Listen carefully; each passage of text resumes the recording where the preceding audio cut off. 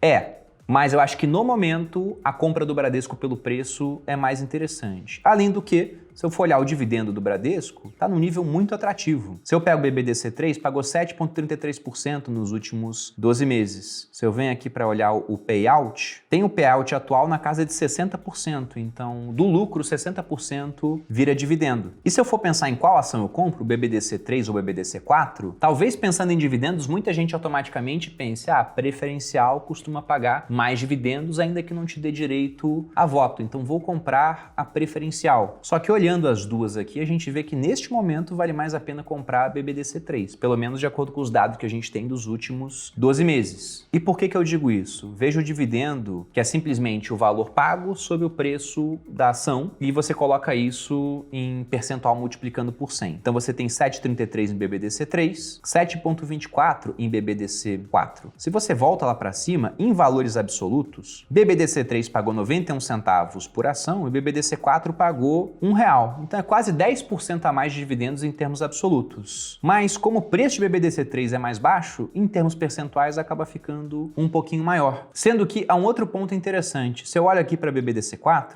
ela tem um tag along de 80%. O que é esse tag along? Se o bloco de controle vende ações por um preço mais alto, você como acionista minoritário, tendo tag along, também poderia fazer isso, mas só teria um retorno de 80%, não tem 100% de tag along. As condições que valem para o bloco de controle, de preço, só 80% se reflete para você. Tem muita empresa que não tem tag along na preferencial. Já as ordinárias têm 100% de tag along. Eu não acho que isso vai acontecer, alguma venda do bloco de controle, uma mudança de comando, uma compra do Bradesco, mas geralmente quem tem mais tag along deveria negociar com prêmio e não com deságio. E se a gente olha os múltiplos, você tem Bradesco negociando a menos de 6 vezes seus lucros na ação ordinária, enquanto na preferencial ele negocia 6,3. Quanto ao valor patrimonial, também 0,9. Na ordinária está 0,83. Então, por isso, eu vou colocar a ordinária, ainda que ela não seja a mais líquida. Você olha em termos de liquidez, nós temos 100 milhões de negociação diária na média de BBDC3, enquanto em BBDC4 nós temos mais de 900 milhões. Contudo, a diferença de preço, o leve pagamento a mais de dividendos e a questão do tag along me fazem escolher BBDC3. E o outro banco que eu vou colocar aqui na carteira, esse é muito menos conhecido, que é o ABCB4. Estou usando um outro site aqui, o Investidor 10, para dar uma olhada nas métricas do banco. Diferente do Bradesco, ele subiu nos últimos 12 meses, praticamente o que Bradesco caiu na ação preferencial foi o que o ABCB4 subiu,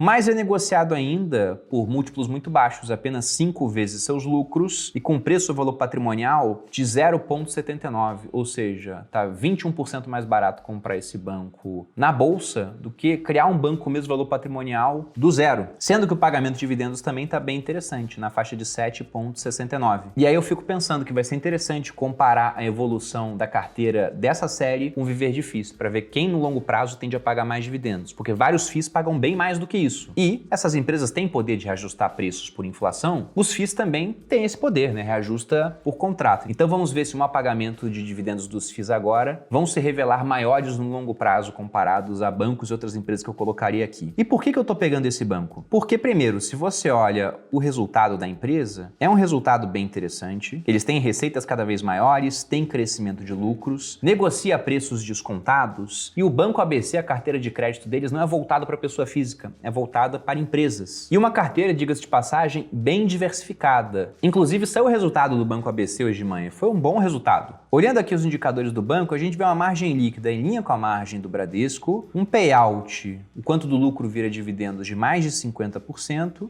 E se a gente desse aqui, um ROI de 15,16. Então, um ROI acima do Bradesco. Sendo que ele está negociando abaixo do valor patrimonial. Então, se eu faço novamente esse ROI ajustado, 15,16 por 0,79.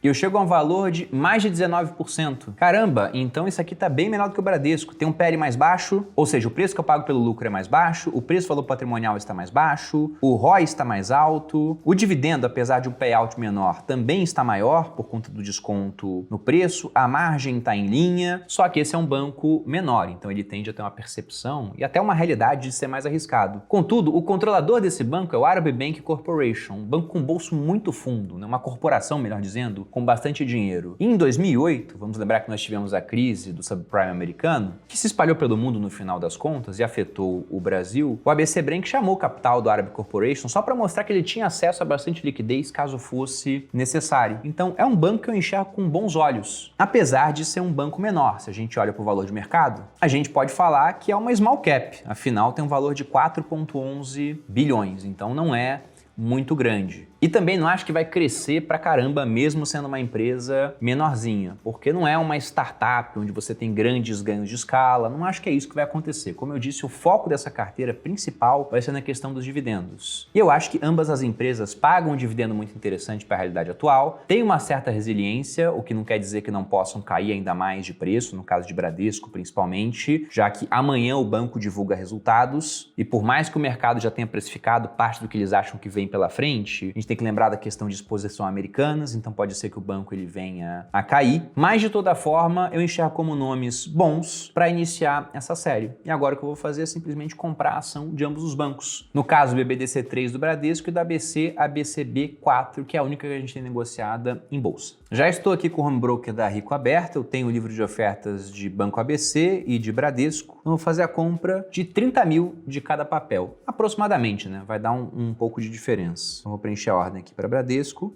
colocar a compra de 2.500 papéis e o Banco ABC, 17,83 de 1.700 papéis. Ambas as ordens estão abertas, agora é esperar pela execução da ordem. E eu vou montar uma carteira igual eu faço no Viver de FIIs, lá dentro do MyProfit, até porque vai facilitar bastante uma eventual venda na parte de cálculo de imposto, geração de DARF e no preenchimento disso na declaração de imposto de renda, nessa parte aqui na declaração do ano que vem. Mas inclusive para a declaração desse ano eu pretendo fazer um vídeo mostrando como o MyProfit pode te ajudar bastante na hora de declarar os seus ativos da maneira correta. E para quem quiser conhecer mais o MyProfit, eu lembro que eu tenho um cupom de desconto lá, Perini10, você consegue assinar com 10% de desconto. Também tem um link aqui na descrição do vídeo para quem quiser dar uma olhada. Mas é o aplicativo que eu uso sempre para o Viver de FIIs e vou passar a usar aqui também para o Viver de Ações. Bom, a ordem do Bradesco já foi parcialmente executada, mas eu vou encerrar o vídeo por aqui e no episódio 2 a gente volta com essas duas posições já lançadas na carteira e também com outras posições que eu vou colocar dentro do Viver de Ações. Se você gostou do vídeo, deixe seu feedback, fale também o que você espera dessa série, se tem sugestões de papéis que a gente possa colocar aqui dentro, o que acha das empresas selecionadas, assim como vocês aprendem comigo, eu também sempre aprendo com as opiniões de vocês, já que o conhecimento está disperso pela sociedade. Me siga nas redes sociais, um grande abraço e até a próxima.